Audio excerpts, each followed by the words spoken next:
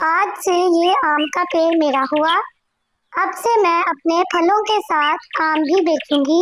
कालू कौवे ने मीनू चिड़िया को धोखा दिया था, पर उसे मन ही मन में बहुत बुरा लग रहा था। कालू कौवा फिर फौरन वहां से चला जाता है और फिर अपने बेटे को लेकर हॉस्पिटल में आ जाता है। रानी, अब हमारा बेटा बिल्कुल ठीक हो जाएगा।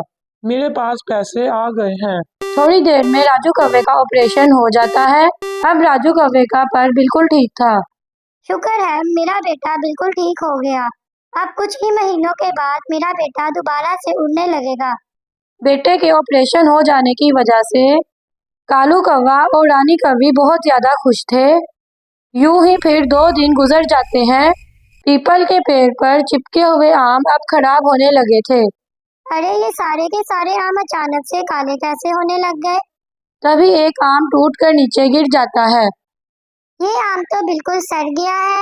ऐसा कैसा हो सकता है? पेड़ पर लगे लगे आम खराब कैसे हो गए हैं?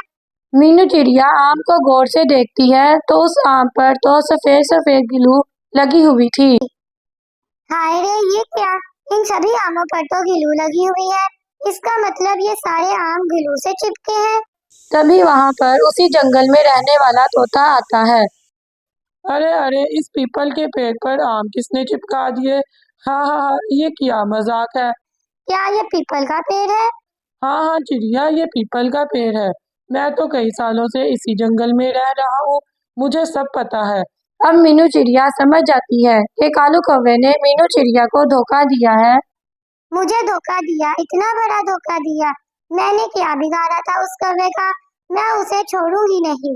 मीनू चिड़िया फिर तोते से ही काले कौवे का घर पूछती है और फिर गुस्से में कालू कौवे के घर चली जाती है।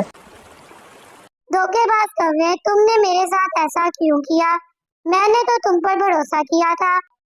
मीनू चिड़िया, मुझे माफ कर दो। मैं सारी जिंदगी तुम्हारे पास काम करूंगा, पर मुझे माफ कर दो। हाँ मीनू चिड़िया, कालू जी तुम्हें धोखा नहीं देना चाहते थे, पर हालात ही ऐसे थे। हमें पैसों की बहुत जरूरत थी।